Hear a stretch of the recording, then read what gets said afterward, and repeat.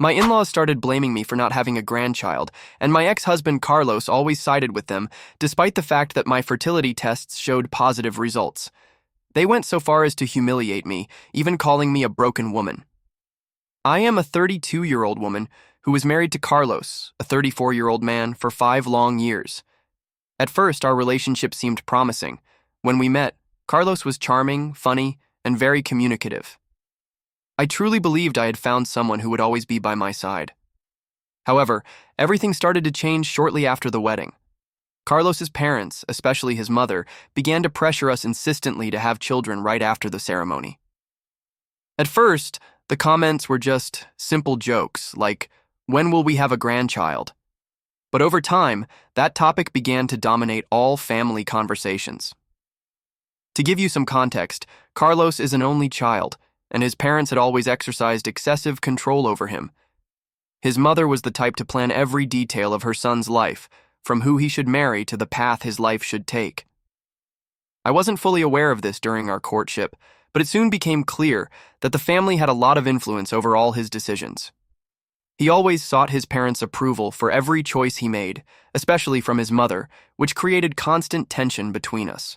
After about 2 years of marriage, the pressure to have children went from being a mild annoyance to something nearly unbearable.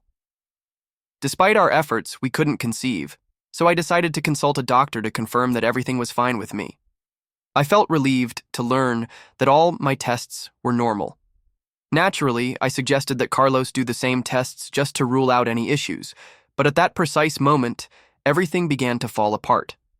Carlos categorically refused to get tested, acting as if I had offended him just by suggesting it. He insisted stubbornly that there was nothing wrong with him and refused to even discuss the topic. I felt extremely frustrated because I just wanted to understand what was happening so we could move forward, but Carlos seemed chained to a sick pride, as if admitting to a potential problem was unthinkable or shameful. With his continued refusal, I began to shoulder the blame for something that doctors had already confirmed. I was perfectly healthy. Meanwhile, Carlos's parents seized every opportunity to ask invasive questions and make cruel comments during every visit to their house. The topic of future grandchildren came up insistently. It got to the point where I started avoiding family gatherings, knowing that this would be the only subject up for discussion. Even when I tried to explain that these processes take time, or that we were working to resolve the situation, Carlos's mother would shoot me disdainful looks as if she were deeply disappointed and would then make direct remarks insinuating that I could be the cause of our problems. On one occasion, during a dinner with several distant relatives, Carlos's mother loudly declared, with a false expression of concern, that she hoped I was not damaged. I felt a tremendous humiliation. Carlos remained silent, chuckling timidly, as if it were unimportant, which made me feel even more helpless because I expected him to defend me. When I tried to talk to him about what had happened, he downplayed it, claiming it was just his mother's peculiar humor. As the months went by, at another family dinner, Carlos's mother made bitter comments again, this time without any restraint. She began to cry, lamenting her old age, claiming that I was destroying her dreams of having a grandchild.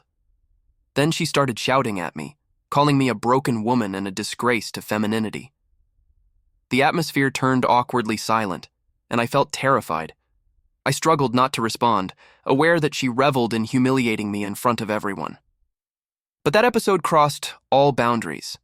I looked for the faces of the guests, searching for a sign of support, but everyone kept their eyes fixed on their plates, except for Carlos's father, who only nodded in agreement with his wife, and Carlos himself, who continued oblivious to the situation, pretending nothing was happening. That was my limit. I could hardly believe that after so much suffering trying to understand the cause of our infertility, Carlos would refuse to support me. Seeing his indifferent attitude without even looking at me confirmed how deteriorated our marriage had become. That same night, when we got home, I packed my things and told Carlos I was leaving. He barely reacted, as if he didn't care that I decided to end the relationship. He had become so accustomed to prioritizing his parents that he didn't even realize he had lost me, which only fueled my anger. How can it be so hard to defend someone we supposedly love if that person doesn't even stand up for us? I left that night and never looked back. Although it was a hard decision, it turned out to be the best one I ever made. After that, I moved in with a friend for a few months while I reflected on my next steps.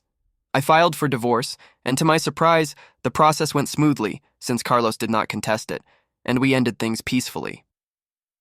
Shortly after the divorce, I dedicated myself to rebuilding my life. I returned to my career and surrounded myself with supportive friends. Over time, I met someone new, my current husband, Alejandro, a 35-year-old man. Alejandro proved to be a real breath of fresh air, being completely different from Carlos in many ways. He listens, communicates clearly, and is always by my side. We started dating, but that period was short since I soon discovered I was pregnant, and we decided to marry quickly. I can confidently say that my experience with Alejandro in such a short time has been much more rewarding than anything I experienced with Carlos.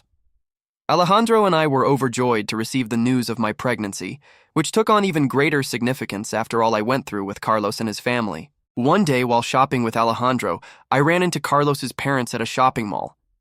It's important to note that 2 years had passed since I last saw them, and I was noticeably pregnant. Their reaction was surprising. They looked shocked and tried to maintain a polite demeanor with superficial conversations, but their horror at seeing me in that state was evident. I must admit, I felt a slight sense of justice watching their expressions, considering they had spent years tormenting me. Now, I had reached a new level. I quickly said goodbye to them and stepped away from the encounter since Alejandro and I were focused on preparing for the baby's arrival and didn't want to relive the past. However, about a week after that encounter at the mall, I started receiving texts and calls from Carlos. At first, I ignored them, assuming his parents had mentioned my pregnancy and new marriage, and he was just meddling. But he kept pushing, and I eventually opened one of his messages, which was filled with irritation. He said that after his parents saw me pregnant, they confronted him about our relationship and questioned why we never had children. Apparently, when his parents began to believe I was the reason they couldn't have grandchildren, Carlos never bothered to correct that idea, even encouraging the belief as if I were the root of all their problems. When they found out about my pregnancy, they realized they had been misled all along. From the angry messages, I could understand that Carlos's parents were absolutely furious upon learning the truth. They accused him of wasting years of their lives, making them believe they would never have grandchildren because of me when, in reality, the problem was probably with Carlos. To make matters worse, his parents had always planned to leave him a substantial inheritance, but upon discovering the lies, they decided to cut him off completely. Of course, Carlos started blaming me for everything, claiming that if I hadn't shown my pregnancy to them, none of this would have happened, going so far as to say that I had ruined his life by causing him to lose the inheritance he had so many hopes for. I was stunned by such an attempt to shift blame onto me, considering that all I did was move on with my life, and the fact that his lies came back to haunt him was in no way my responsibility. I chose not to respond to his messages and decided I would not get involved again in his family drama. To me, Carlos dug his own grave. If he hadn't allowed his parents to treat me so disrespectfully or lied about the possibility of having kids, he wouldn't be in this situation. I just wish he would stop trying to make me feel guilty for something that is entirely the consequence of his own decisions. Update 1. Things got significantly more complicated, and I felt the need to vent. After I posted my original story, I thought it would be the end of it, but I realized I was wrong. Carlos began to call and message my phone incessantly. I blocked his number, but he kept sending messages through social media. Even after blocking him on all platforms, he created new accounts to try to keep in touch, even going so far as to call from various numbers. I chose not to respond to any of those attempts, but the messages became increasingly desperate and filled with rage. Initially, he limited himself to blaming me for damaging his relationship with his parents. But soon he started saying that I owed him something, claiming that I had ruined his future, and insisting that if I had stayed by his side, none of this would have happened, which became extremely annoying. Some people commented on my post, asking why I didn't fight harder for Carlos to take the fertility tests. I want to make it clear that I tried in every way possible, but every time I suggested getting the tests, he completely shut down as if I had betrayed him just by bringing it up. There were days he would refuse to talk to me, to even answer my questions about the tests. I did everything I could to be patient, but there's a limit to someone's stubbornness. In the end, I realized I couldn't force him to do something he simply wasn't willing to do, and I had to let it go to preserve my mental health. There were also those who said I must have been spiteful for flaunting my pregnancy in front of Carlos's parents. The truth is, I hadn't planned to run into them. I was simply grocery shopping with my husband, focused on my routine without the intent of rubbing my condition in their faces. However, I can't deny that I felt a momentary satisfaction seeing the astonished expressions on their faces, as it felt fulfilling to prove that I was not the cause of all their problems. Nevertheless, Carlos took the situation to another level. He not only started sending me messages, but discovered where I lived. I have no idea how he got my address, and that discovery really scared me. 2 days ago, he showed up at my place, knocking on the door insistently for at least 15 minutes, demanding to speak with me. Fortunately, Alejandro was home and immediately ordered him to leave.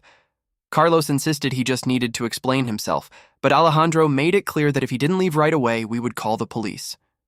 Carlos reluctantly withdrew, but not before screaming that I had destroyed everything.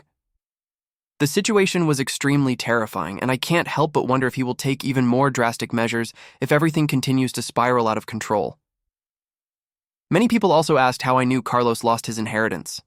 I didn't get all the information directly from him, but from the furious messages I received, it became clear that Carlos's parents felt completely betrayed. They were furious to learn that the reason they never had grandchildren was not my fault, but probably due to Carlos's own failures. They believed he had been lying to them for years, making them think I was the source of all the problems.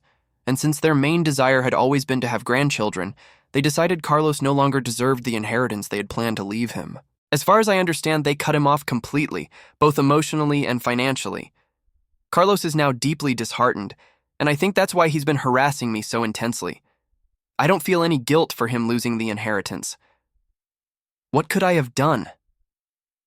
Stay in a toxic marriage just to prevent his parents from discovering the truth.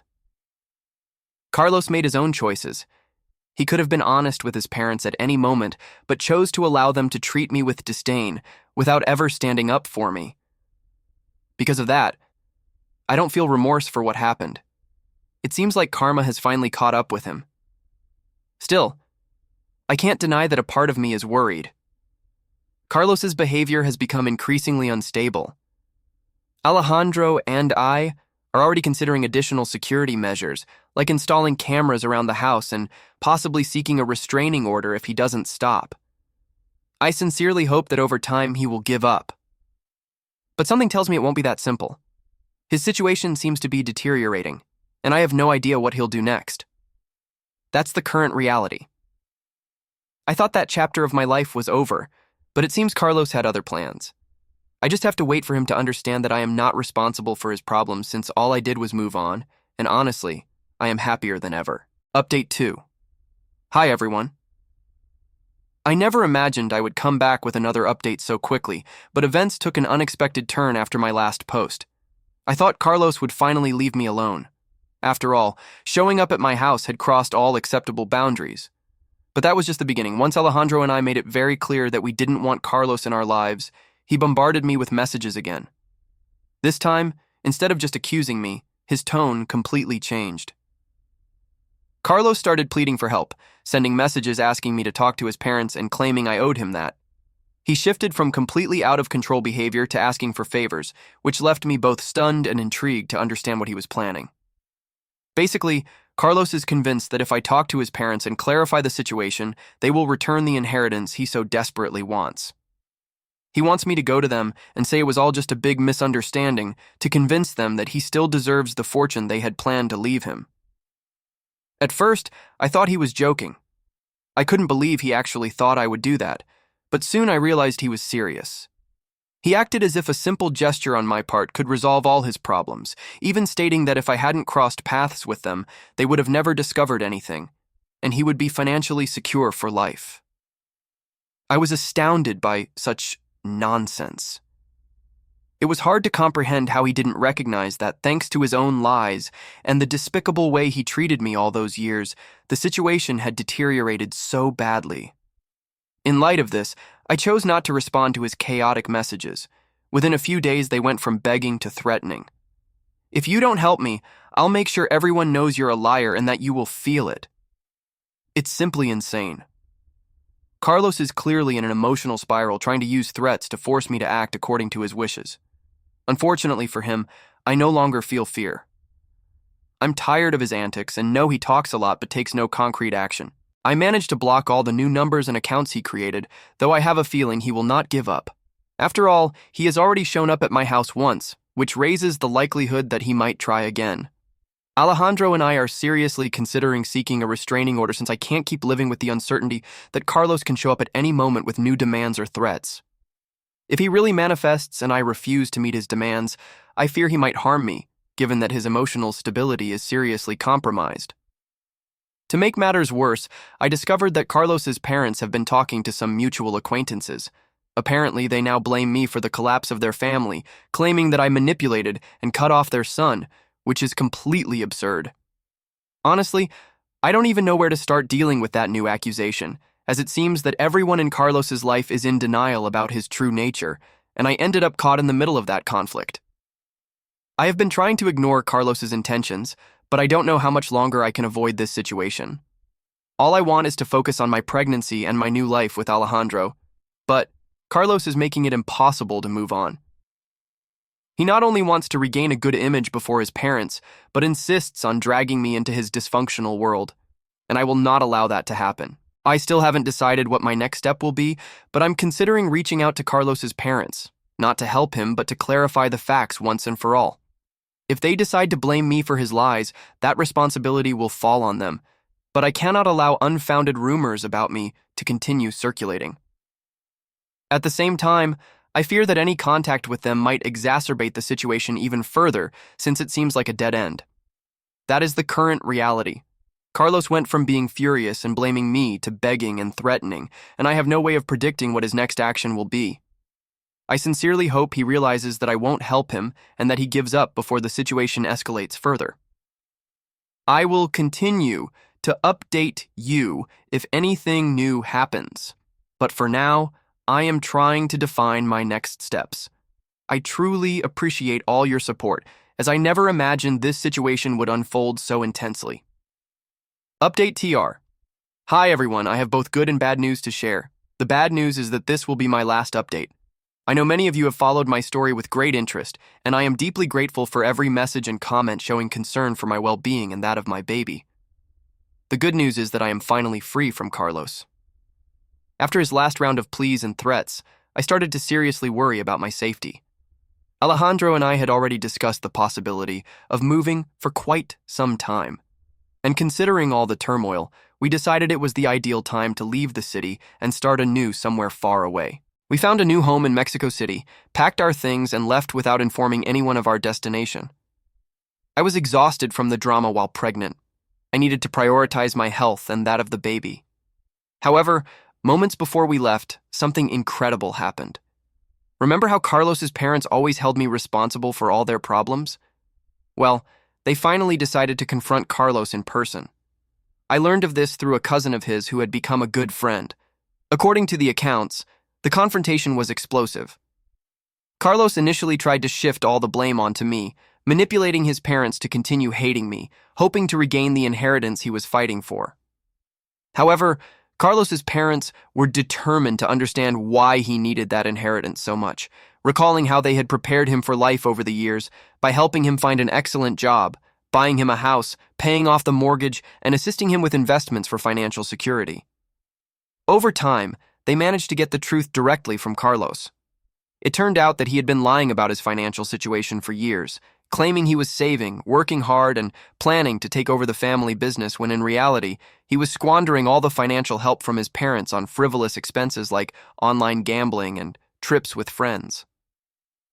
While I worked to support our family, he maintained a facade of being a responsible son to secure his position in the will. Upon discovering all this, Carlos's parents were extremely furious. Not only did they cut off all financial support, but they officially disinherited him, stating they no longer wanted any ties to him. The inheritance he had fought so hard for simply disappeared. After consulting other relatives, they concluded that although they had been strict initially, all possibilities for reconciliation had been exhausted upon learning the truth. I don't know what Carlos will do next, but I feel immensely relieved that I don't have to deal with the consequences anymore.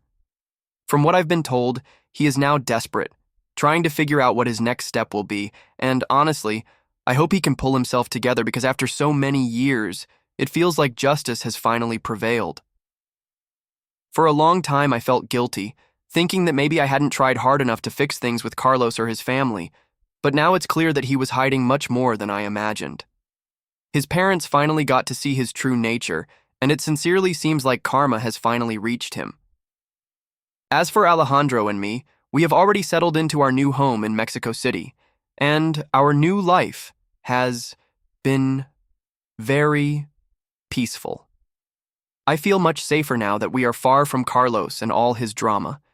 We installed security cameras around the house and even requested a restraining order before leaving to ensure that he couldn't follow us or attempt anything. It's a wonderful feeling to know that we are protected now. To top it off, Carlos's parents reached out to me. I received a message from them again through the same cousin who told me about the confrontation, and they apologized for how they treated me all those years.